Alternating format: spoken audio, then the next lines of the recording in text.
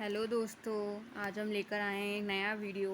कल हमने बताया था कि ऑफ़र एंड प्रपोजल्स क्या होता है, उसकी डेफिनेशंस बताई थी एंड उसके एसेंशियल्स पॉइंट्स बताए थे। लेकिन आज हम बताएंगे कि टाइप्स ऑफ ऑफ़र और प्रपोजल, आप किसी सामने वाले पर्सन को किस टाइप से ऑफ़र कर सकते हो और किस तरीके से प्रपोज कर सकते हो।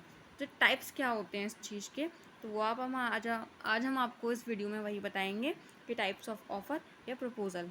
तो ये 5 पॉइंट्स हैं। First general offer, second specific offer, third cross offer and fourth counter offer and 5 standing या कंटिन्यू या ओपन ऑफर। तो ये 5 टाइप्स के ऑफ़र हैं जो कि आज हम इस वीडियो में लेकर आए हैं। ये बहुत इंपॉर्टेंट पॉइंट्स हैं, आज हम इनको एक्सप्लेन करेंगे। तो सबसे पहले फर्स्ट है हमारा जनरल ऑफ़र। जनरल ऑफ़र होता क्या है? सबसे पहले तो ये है कि इट इज़ एन ऑफ़र जो कि मेड टू द पब्लिक। ये ऑफ़र जो होता है ना, ये पब्लिक के लिए होता है, मतलब सबके लिए। इसमें कोई कॉमन नहीं होता कि उसके लिए है उसके लिए, ये पब्लिक के लिए होता है और इसको एनीवन कैन एक्सेप्ट, इसे कोई भी एक्सेप्ट कर सकता है। ये नहीं कि स्पेसिफिक पर्सन के लिए सिर्फ एक वो करेगा, ऐसा कुछ भी नहीं है। इसको सब एक्सेप्ट कर सकते हैं। एक जनरल ऑफर होता है, ये सबके लिए होता है। ए डिज़ायर एक्ट, ठीक, अपनी मर्ज़ी से कोई भी एक्ट से वो कर सकता है, एक्ट भी करेगा। और ये जनरल ऑफर जो होता है ये पब्लिक के लिए होता है। इसी का अपोजिट आता है दोस्तों स्पेसिफिक या फिर स्पेशल ऑफर। व्हेन, जब offer is made to the particular या फिर एक स्पेसिफिक पर्सन। ये ये ऑफ़र एक सिर्फ एक पर्टिकुलर या फिर स्पेसिफिक पर्सन के लिए बनाया जाता है। कि जनरल ऑफ़र से बिल्कुल अपोजिट है, क्योंकि जनरल ऑफ़र जो होता है वो सबके लिए होता है, लेकिन स्पेशल ऑफ़र जो होता है सिर्फ एक पर्सन के लिए होता है, जो कि स्पेसिफिक होता है और एक इंडिविजुअल के लिए होता है।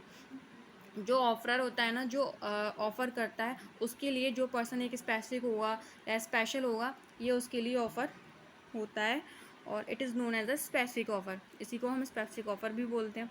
And it can be accepted by only, केवल वही पर्सन इसको एक्सेप्ट कर सकता है जिसके लिए ये ऑफ़र बनाया गया होता है। तो when the offer is made to the particular या specific person, it is known as the specific offer and it can be accepted by the only that the person to whom the offer is made. जिसके लिए यह offer बनाया गया, सिर्फ वही बंदा जो है इस ऑफ़र को एक्सेप्ट करेगा।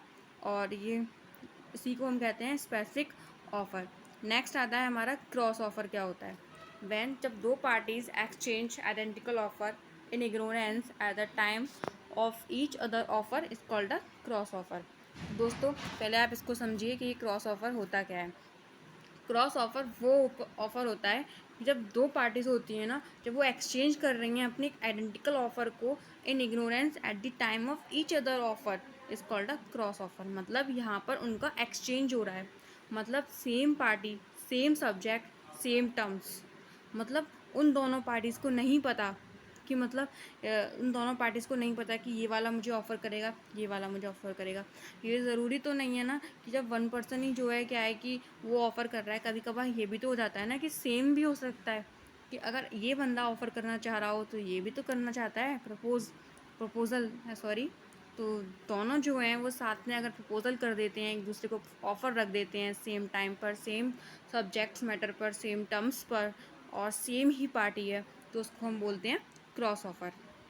नेक्स्ट आता है काउंटर ऑफ़र। क्या होता है counter offer? The counter offer is called एक कंडीशनल एक्सेप्टेंस होती है, जहाँ पर ऑफरी जो होता है वो ऑफ़र रख देता है, qualify acceptance of the offer to modification या variation in terms of original offer.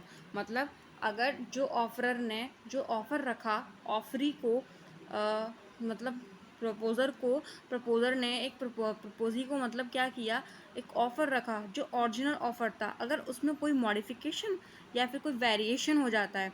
Modification का मतलब होता है कि कुछ मतलब तोड़ मोड़ कर मॉडिफिकेशन कर अपने तरीके से और एक कुछ चीज़ को क्रिएट करना, that is called modification. And variation मतलब कुछ चेंजेस करना एक ओरिजिनल ऑफ़र में, तो he is said to have मेरा काउंटर ऑफ़र। तो इसी को हम बोलते हैं दोस्तों काउंटर ऑफ़र।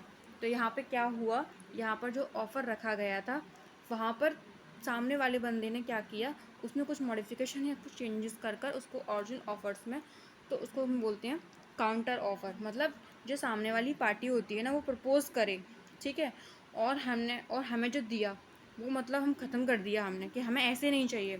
ऑफरी ने वो क्या चीज़ क्या कर दी, ख़त्म कर दी कि हमें इस तरीके से एक्सेप्ट नहीं है।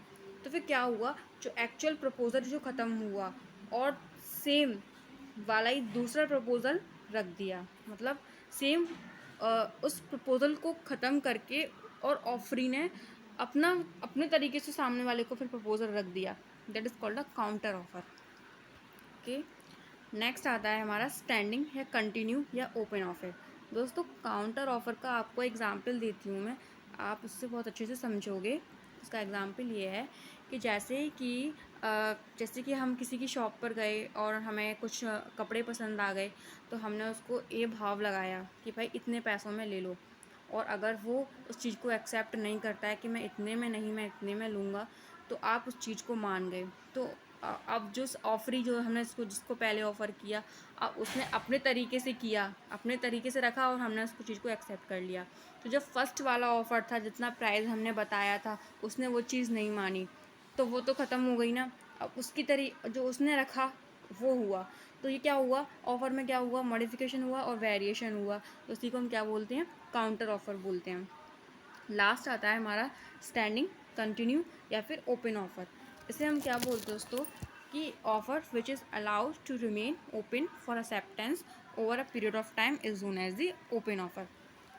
ओपन ऑफर दोस्तों वो ऑफ़र होता है कि जहाँ पर मतलब वो कंटिन्यू चले, और मतलब एक बार अगर हमने ऑफ़र कर दिया तो उसके बाद वो कंटिन्यू चल रहा है। ज़रूरी नहीं है कि हम बार बार ऑफ़र करें, और सामने वाले को भी पता है कि हाँ उसने भी रिजेक्ट नहीं किया, मतलब एक दूसरे को पता है कि ये ऑफ़र चल रहा है, तो कंटिन्यू करना उसको एक स्टैंडिंग में, that is called a continuing standing offer. For example tender, जो कि that are invited for the supply.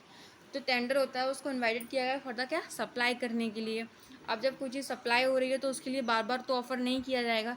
जब एक चीज़ सप्लाई हो रही है तो उसके लिए सामने वाले को भी पता है कि हाँ ये सप्लाई हो रहा है, तो उसको चीज़ को वो एक्सेप्ट कर लेता है। तो that is called a continue या ओपन ऑफर। दोस्तों आज की बस यही वीडियो थी मेरी, ये 5 पॉइंट्स थे कि types of offer and proposal.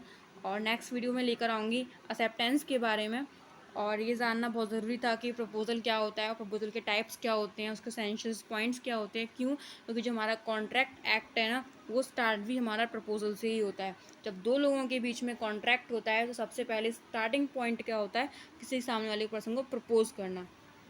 तो दोस्तों बस आज के लिए इतना ही। तो मेरे चैनल को please like, subscribe and share करें। और ये जो नोट्स हैं, जिसको भी ये नोट्स अच्छे लगे, मेरे हैंड रिटन नोट्स हैं ये, तो प्लीज़ इनको आपके लिए हेल्पफुल हो सकते हैं, तो कॉपी कर लीजिए। ठीक है दोस्तों, बाय बाय, आज के लिए इतना ही बस।